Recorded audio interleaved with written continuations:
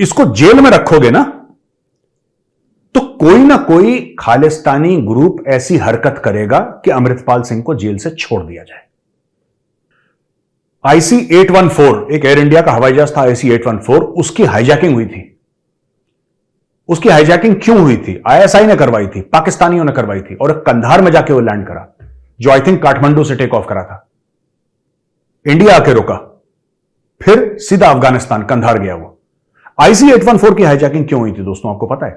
इसलिए हुई थी IC 814 की हाईजैकिंग क्योंकि मौलाना मसूद अजहर जैश ए मोहम्मद वाला वो भारत के जेल में था।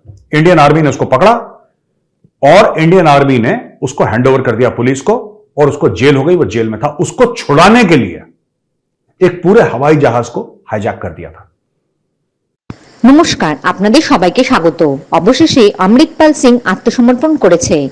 ভারতের র ও আইবি জিজ্ঞাসাবাদ শুরু করেছে। তবে এবার কিন্তু ভারতের সামনে বড় সমস্যা আসতে চলেছে। এই বিষয়ে ভারতীয় মেজর গৌরব আরিয়া কি বলেছেন শুনুন। अमृतपाल सिंह भगोड़ा चूहा अब तो पकड़ा गया और उसके ऊपर लगा दिया है नेशनल सिक्योरिटी एक्ट, NSA, यानी कि अमृतपाल तो गए हो। ठीक है, NSA के जो प्रोविजंस हैं वो इतने सख्त हैं कि मतलब अमृतपाल का अब इससे निकल पाना नामुमकिन है। उसके पब्लिक स्टेटमेंट्स, किस तरीके से वो पुलिस से भागा, किस तरीके से अजनाला के पुलिस स्टेशन पे उसने हमला करा, किस तरीके से उसने लोगों को धमकी दी, मुझे ऐसा लगता है कि अमृतपाल सिंह अब नहीं बच पाएगा। लेकिन मैं आपको एक बात और बता देता हूं, मेरा यह मानना है कि अमृतपाल सिंह को ना कुछ ऐसा इसका हिसाब करना चाहिए, क्योंकि देखिए यह बात मैंने पहले भी एक बार डिस्कस करी थी, ध्यान से सुनिएगा मेरी बात दोस्तों।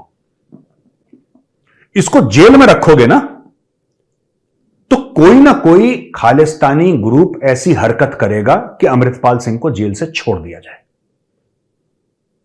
आप मेरी बात समझिए। IC 814 एक एयर इंडिया का हवाई जहाज था, IC 814, उसकी हाईजैकिंग हुई थी। उसकी हाईजैकिंग क्यों हुई थी? ISI ने करवाई थी, पाकिस्तानियों ने करवाई थी, और कंधार में जाके वो लैंड करा, जो आई थिंक काठमांडू से टेक ऑफ करा था। इंडिया आके रुका, फिर सीधा अफगानिस्तान कंधार गया वो। IC 814 की हाईजैकिंग क्यों हुई थी दोस्तों, आपको पता है? इसलिए हुई थी IC 814 की हाईजैकिंग क्योंकि मौलाना मसूद अजहर जैश ए मोहम्मद वाला वो भारत के जेल में था।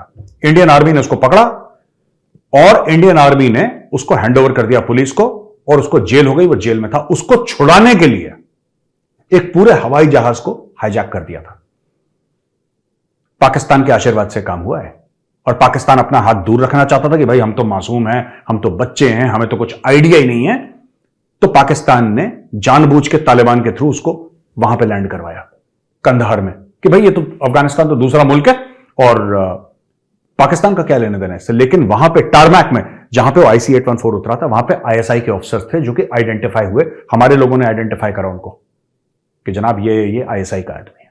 That was an ISI operation, plane hijacking. ISI करता है ऐसे, drug smuggling, murder, assassination, rape, aircraft hijacking. This is what, apart from spying, ISI does everything else. Okay, anyway, coming to the point, Amritpal को आप jail में डालोगे, अमृतपाल को कोई ना कोई बचाने के लिए कोई ना कोई बेवकूफी की हरकत करेगा और स्टेट प्रेशर में आएगा।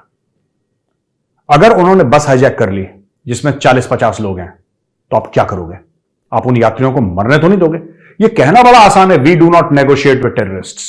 भाई साहब, जब उनके परिवार वाले सड़क पे लेट जाएंगे, IC 814 में यही हुआ था कि जब उनके परिवार वाले बिल्कुल ऐसा जमीन पे लेट जाएंगे PMO के सामने, और पूरा मीडिया और सोशल मीडिया वहां पे होगा ना, तो अपने आप प्रेशर डेवलप होता है। दिन रात फिर मीडिया ने, हमारी मीडिया की तो यही हरकत है, दिन रात एक ही न्यूज कवर करेगी 24/7। ब्रेकिंग न्यूज, ये हो गया आज, इसका उसके घर में घुस गए, बताइए आप क्या चाहिए, उसके घर में घुस गए, आपका बेटा वहां पे, आपका बाप वहां पे, आपका पति वहां पे, आपकी बेटी वहां पे, आपकी बहू यहां पे। पूरे दिन यही चलेगा और भारत प्रेशर में आएगा। इसका आपको एक सोल्यूशन निकालना पड़ेगा अमृतपाल सिंह का।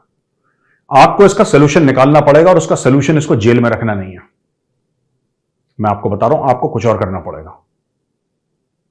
ठीक है, मैं तो यही कह रहा था, मेरे दिमाग में बात आई, किसी ने सोचा क्यों नहीं, जब जैश ए मोहम्मद का मौलाना मसूद अजहर जब उसको छुड़ा के ले जा रहे थे ना, वो जेल में था, वो जब उसको छुड़ा के ले जा रहे थे, क्योंकि उसको देना था वापस, तभी हमारे पैसेंजर वापस मिलते, राइट। जब उसको ले जा रहे थे, सो रहा था, उसको बेहोश करके चुपचाप से एड्स का इंजेक्शन दे देते उसको, या कोई ऐसी चीज का इंजेक्शन दे देते कि उस समय वो ठीक रहता, 3-4 महीने बाद पता लगता, धीरे धीरे तबियत खराब होती, निपट जाता मौलाना मसूद अजहर। ये कर देना चाहिए था। मैं आपको बता रहा हूं, मैं बड़ा, आप जानते हैं मुझे, मैं मेजर गौरवारिया बड़ा शांतिप्रिय टाइप का आदमी हूं। मैं हर समय अमन की बात करता हूं, अमन की आशा है मेरी भाषा, राइट। लेकिन मैं आपको एक बात बता रहा हूं, अमृतपाल आपके लिए बहुत बड़ा खतरा बन सकता है कल।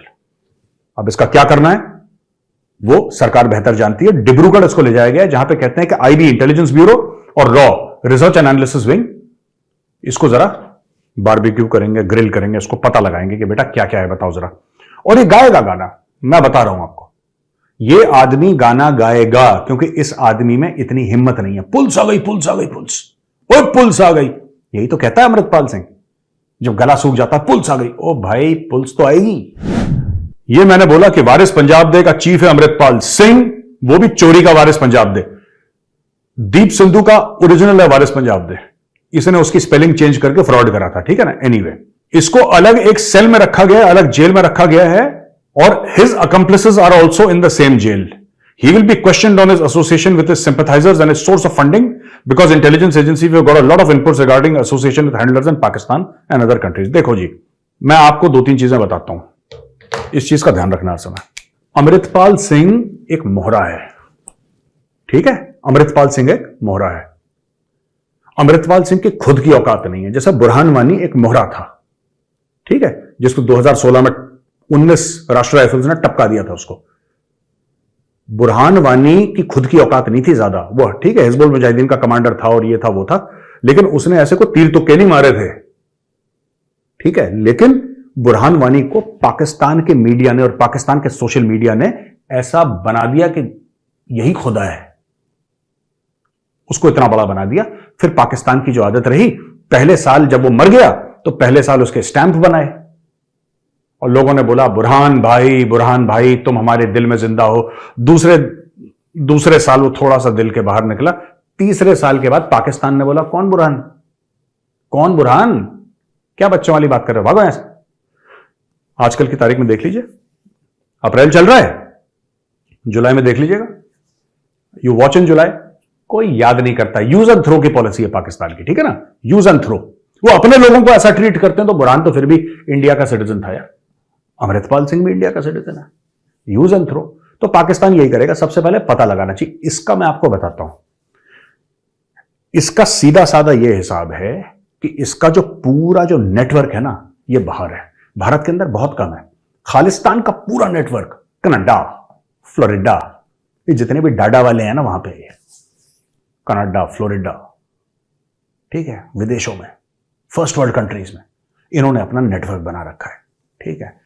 और खालिस्तानी ऑन रिकॉर्ड हैं कि भाई जो हमारे कार्ड है ना, जो हमारे क्या कहते हैं, overseas citizen of India, OCI के कार्ड्स हैं, एनआरआई के जो हमारी मेंबरशिप मिल रखी है, कार्ड्स मिल रखे हैं हमें, ये क्या है?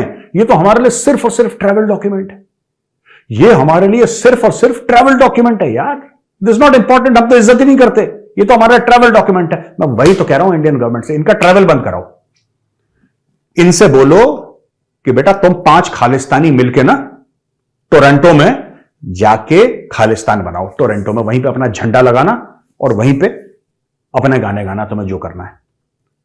जब तक आप इन खालिस्तानियों का इंडियन पंजाब से बिल्कुल कट ऑफ नहीं करेंगे, emotionally, socially, financially, legally, diplomatically, her it should be a clean cut. ये ना संपर्क कर पाए, ना ये कभी आ पाए, और अगर इनके रिश्तेदार कभी जाते हैं उनसे मिलने के लिए तो उनसे पूछताछ करी जाए। और अगर वो अपने रिश्तेदारों के लिए बाय द वे पैसा भेजते हैं तो रिश्तेदारों के ऊपर केस चलाया जाए कि तुमने टेररिज्म के पैसे तुमने पकड़े हैं अपने हाथ में, तुमने टेररिस्ट से पैसे लिए। जय हिंद, जय जवान, जय किसान।